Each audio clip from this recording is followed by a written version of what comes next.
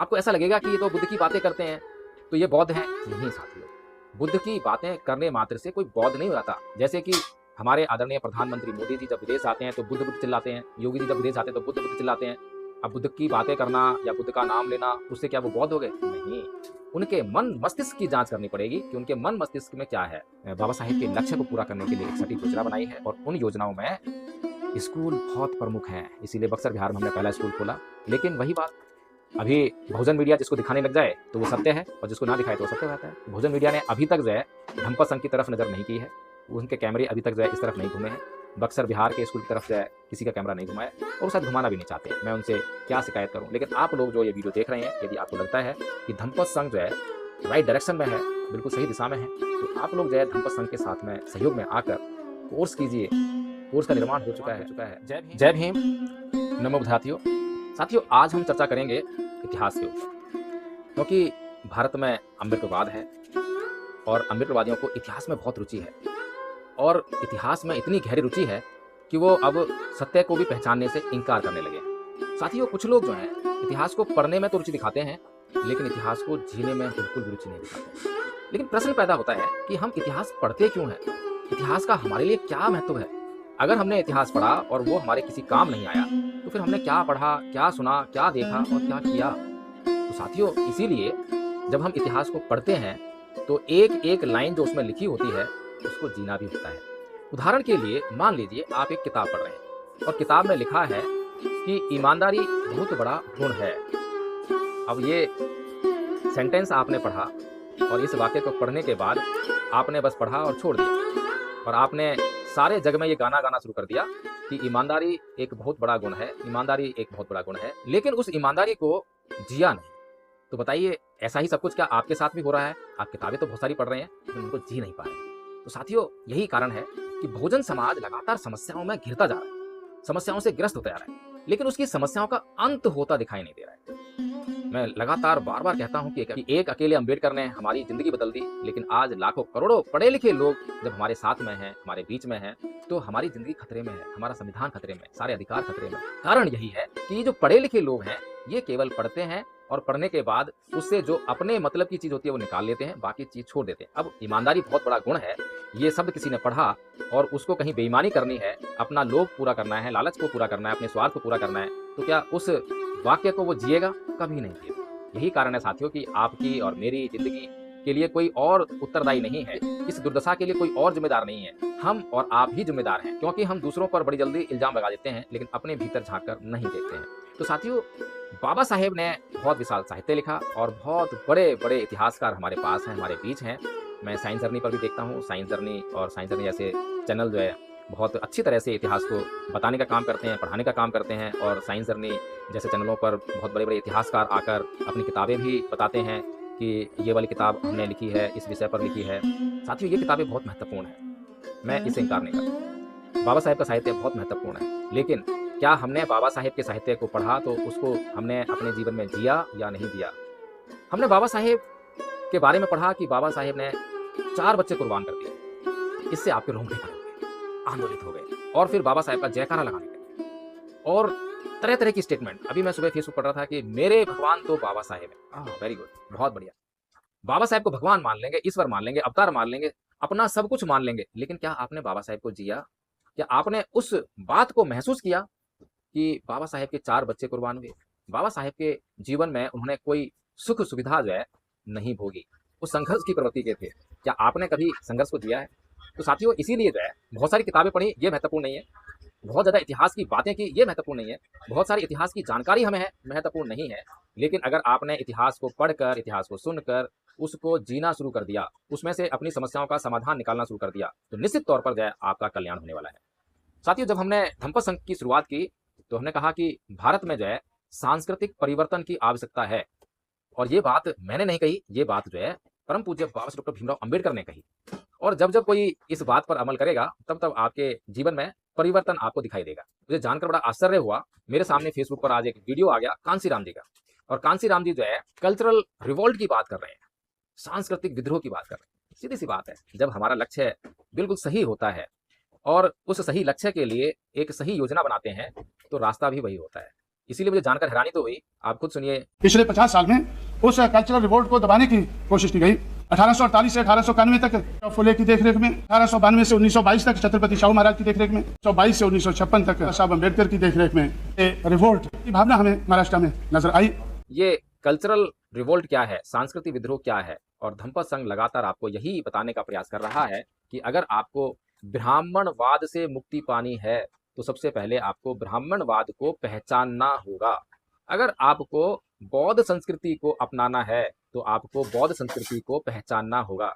जब आप किसी को पहचानते ही नहीं है तो किसको छोड़ेंगे और किसको अपनाएंगे? सीधी सी बात तो आदरणीय साथियों यही है, और यही हमारे साथ होता रहा है। लगातार हम ब्राह्मणवाद ब्राह्मणवाद ब्राह्मणवाद, आरएसएस, बीजेपी चिल्लाते रहते हैं, लेकिन क्या जो ये लोग चिल्लाते हैं क्या वे लोग बौद्ध हैं? मैं आज ये बात खुलकर कह रहा हूं कि जो लोग दिन रात ब्राह्मणवाद ब्राह्मणवाद चिल्लाते हैं क्या वे बौद्ध हैं? क्या आदरणीय वामन मेश्राम जी बौद्ध हैं? क्या आदरणीय विलास खिरात जी बौद्ध हैं? क्या और भी ऐसे ही तमाम बुद्धिजीवी लोग, मैं अब नेताओं की बात नहीं कर रहा हूं, अगर नेताओं की बात करूंगा तो उनका तो कोई ईमान धर्म ही नहीं है। किसी भी भोजन नेता की आप बात कर लीजिए, कोई भी बौद्ध नहीं है। लेकिन आपको जो है, जिन विद्वानों की मैंने बात कही वो आपको बौद्ध दिखाई देते हुए प्रतीत होंगे। आपको ऐसा लगेगा कि ये तो बुद्ध की बातें करते हैं तो ये बौद्ध हैं। नहीं साथियों, बुद्ध की बातें करने मात्र से कोई बौद्ध नहीं हो जाता। जैसे कि हमारे आदरणीय प्रधानमंत्री मोदी जी जब विदेश आते हैं तो बुद्ध बुद्ध चिल्लाते हैं, योगी जी जब विदेश आते हैं तो बुद्ध बुद्ध चिल्लाते हैं। अब बुद्ध की बातें करना या बुद्ध का नाम लेना, उससे क्या वो बौद्ध हो गए? नहीं, उनके मन मस्तिष्क की जांच करनी पड़ेगी कि उनके मन मस्तिष्क में क्या है, बौद्ध धर्म है या ब्राह्मण धर्म है। अब आप कहेंगे कि भाई कहाँ मोदी जी, कहाँ योगी जी और कहाँ हमारे अम्बेडकरवादी विचारक आदरणीय वामन मिश्राम जी या विलास खैरात जी, ऐसे विद्वान, आप इनकी तुलना कैसे कर सकते हैं? ये तो एक तरफ ये लोग हैं मोदी जी योगी जी जो ब्राह्मणवाद को बढ़ावा देने वाले लोग हैं, दूसरी तरफ जो है ये लोग हैं जो ब्राह्मणवाद को उखाड़ने के लिए दिन रात काम कर रहे हैं। जी साथियों, बात तो ठीक है, लेकिन समझने की जरूरत है। समझने की जरूरत यह है, मैंने कहा कि क्या हमने उसको जिया? जीने की आवश्यकता है। जब तक हम उसको जिएंगे नहीं तो समझ नहीं पाएंगे। जीने का मतलब ये नहीं है कि आप दिन रात जो है उसी पर आचरण कर रहे हैं, आप बौद्ध भिक्षु बन जाएं, आप चीवर ले लें तो ही जिए, नहीं, ऐसा नहीं है। जीने का मतलब ये है कि जब आप किसी एक वाक्य को किसी किताब में पढ़ते हैं और जब आप उसको जी लेते हैं तो इसको अनुभव करना कहते हैं, एक्सपीरियंस करना कहते हैं, कि आपको उसकी अनुभूति होने लगी है। और जब आपको उसकी अनुभूति होने लगती है तो किताब में जो कुछ लिखा गया है और जिस उद्देश्य से लिखा गया है वो उद्देश्य आपको सही सही समझ में आने लगता है। यही गलती जो है हमारे विद्वानों ने अब तक की है कि बाबा साहेब ने इतना बड़ा साहित्य लिखा, लेकिन जिस उद्देश्य से वो साहित्य लिखा है वो उद्देश्य जो हमारे विद्वानों की दृष्टि में मुझे नजर नहीं आता है। अगर वो उद्देश्य हमारे विद्वानों की दृष्टि में मुझे नजर आता तो हमारे आंदोलन ठीक सही दिशा में चल रहे होते, और अगर हमारे आंदोलन सही दिशा में चल रहे होते तो फिर हमारी समस्याएं खत्म हो रही होती। तो साथियों, मैं एक उदाहरण के साथ आपको समझाना चाहूंगा कि मैं क्या कहना चाह रहा हूं। साथियों, क्या आपने कभी किसी बहुजन विद्वान को ब्राह्मणवाद को परिभाषित करते हुए देखा है, सुना है कि ब्राह्मणवाद क्या है? सबसे बड़ी गलती हम लोग यहीं पर कर बैठते हैं कि हम सबसे पहले अपने दुश्मन को पहचानने का कार्य नहीं करते। और बाबा साहेब का स्टेटमेंट है कि जो व्यक्ति अपने दुश्मन की पहचान नहीं रखता है, पहचान नहीं जानता है, तो मैं उसे पढ़ा लिखा नहीं मानता हूँ। पढ़ा लिखा वही जो अपने दुश्मन की और दोस्त की पहचान जानता हो, जब तो बच पाएंगे, जब तो हम एक किसी को छोड़ पाएंगे, किसी को पकड़ पाएंगे। तो साथियों, क्या कभी आपने किसी विद्वान को, चाहे वो बौद्ध विद्वान हो चाहे वो अम्बेडकरवादी विद्वान हो, कभी आपने ये सुना है कि ब्राह्मणवाद का मतलब है हिंसा, द्वेष, घृणा, गाली गलौज और नाना प्रकार के वो अत्याचार? क्या सुने हैं? हाँ, जरूर सुने होंगे, मुझे भी लगता है कि आपने जरूर सुने होंगे। लेकिन क्या यही सब बातें, हिंसा, घृणा, द्वेष, ईर्ष्या, गाली गलौज, क्या जिनसे आपने सुनी होंगी, क्या उनके साथ में आपने देखी हैं कि वो भी ऐसी ही बातों का जो है अभ्यास करते हैं, इन्हीं बातों का इस्तेमाल करते हैं? जी साथियों, तो यही बात समझने वाली बात है कि अगर हम ब्राह्मणवाद इजिकल टू हिंसा, घृणा, द्वेष, ईर्ष्या, अत्याचार ये सब मानते हैं, समझते हैं, तो इसका मतलब ये हो गया कि हमें ये सब छोड़ना है। अगर ये सब हम नहीं छोड़ पा रहे हैं और हमारे मन मस्तिष्क में हिंसा है, हिंसा की बात करते हैं, बदला लेने की बात करते हैं, मरने मारने की बात करते हैं, एक दूसरे से ईर्ष्या रखते हैं, एक दूसरे से द्वेष रखते हैं, तो फिर क्या हम भी ब्राह्मणवादी नहीं हुए?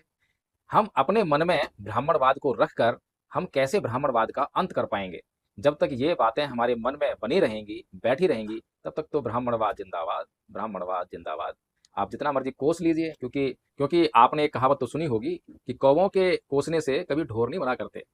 तो इसीलिए कोसना हमें बंद कर देना चाहिए। लेकिन हम तो लगातार दिन रात, बस क्योंकि हमारे पास सोशल मीडिया भी है, सोशल मीडिया पे सारी जो बहुजन मीडिया है वो लगातार यही तो काम करती है, आपके दिमागों को द्वेष रंजित, हिंसा से रंजित कर रही है और नाना प्रकार से राग रंजित कर रही है, किसी के प्रति प्रेम पैदा कर रही है, किसी के प्रति घृणा पैदा कर रही है। यही बहुजन मीडिया का काम है। तो इसीलिए मैं लगातार कहता हूं कि सत्य की बात करना खतरनाक है, सत्य को स्वीकार कर पाना हर किसी के बस की बात नहीं है।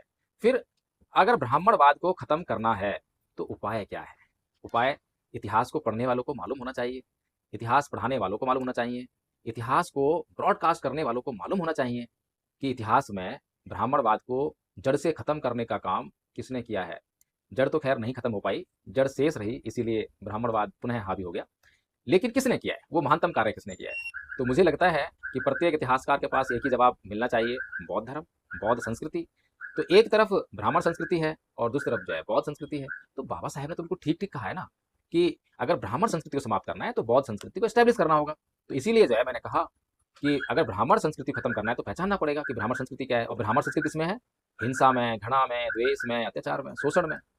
तो इसीलिए जो है हमें पहचान लिया कि ये जो काम करता है ये सब जो है ब्राह्मणवादी मानसिकता के हैं। तो इसलिए अगर हमारे बहुजन समाज में भी अगर कोई भी व्यक्ति यही काम कर रहा है, कोई बौद्ध व्यक्ति यही काम कर रहा है, तो पहली बात तो ब्राह्मणवादी हुआ। तो हमारा क्या काम होना चाहिए? हमारा अगला काम होना चाहिए कि अपने व्यक्ति को, जिसको हम अपना कहते हैं, बहुजन कहते हैं, बौद्ध कहते हैं, अम्बेडकरवादी कहते हैं, उसका परिष्कार करना शुरू कर देना चाहिए। उसके भीतर से इन तत्वों को निकालने का प्रयास शुरू कर देना चाहिए, तभी तो हम ब्राह्मणवाद को समाप्त कर पाएंगे। फिर उसके बाद जो है दूसरी संस्कृति जिसकी बात बाबा साहेब ने कही और इतिहास में जिसने ब्राह्मणवाद को मिटा के रख दिया, बौद्ध संस्कृति। बौद्ध संस्कृति की पहचान कैसे करें? तो वो है अहिंसा, मैत्री, करुणा।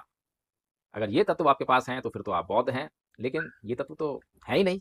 अगर हमारे समाज के लोगों में, बौद्ध लोगों में, अम्बेडकरवादी लोगों में, बहुजन कहे जाने वाले लोगों में अगर भगवान बुद्ध के ये तत्व होते, अहिंसा होती, तो सोचिए हम अब तक जो है हिंसावादियों को मिटा चुके होते। लेकिन आज भी हिंसावादी जिंदा इसलिए हैं क्योंकि अहिंसा जो है अपना स्थान नहीं ले रही है।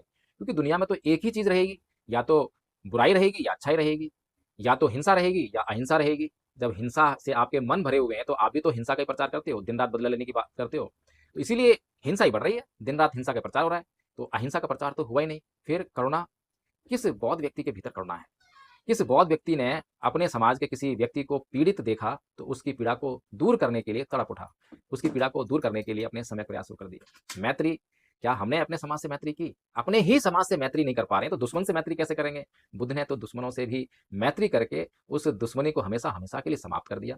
फिर महानतम सम्राट अशोक ने उनका अनुकरण किया और अपने दुश्मन समाप्त कर दिए। दुश्मन तलवार से नहीं, अपनी मैत्री से समाप्त कर दिए। सोचिए। तो अब हमें ये समझना चाहिए साथियों कि हमारी दिशा क्या है। अब समस्या ये है कि हमारे बौद्ध विद्वान 1956 में बाबा साहेब ने जब हमें ये मार्गदर्शन दे दिया तो उसके बाद से क्या करते आ रहे हैं? बाबा साहेब ने जब हमें लक्ष्य दे दिया कि हमें भारत को बुद्धमय करना है, भारत में बौद्ध धर्म का प्रचार करना है, बौद्ध विचारधारा का प्रचार करना है, तो विचारधारा का प्रचार कैसे होता है? विचारधारा का प्रचार होता है हमारे दिमाग के बदलने से, हमारे चित्त के परिवर्तन करने से। और चित्त का परिवर्तन कैसे होता है? चित्त का परिवर्तन होता है जो आपकी पांचों इंद्रियां हैं, जो जो ये अनुभव करती हैं वही वही संस्कारित होने लगता है। आपकी आंख ने जो कुछ देखा उसे ग्रहण कर लिया तो वो संस्कारित हो गया, आपका चित्त संस्कारित हो गया। आपकी त्वचा ने जो फील किया उसको ग्रहण कर लिया, संस्कारित हो गया। इसी प्रकार से आपने कोई किताब पढ़ी, उसमें कुछ विचार देखा तो संस्कारित हो गया।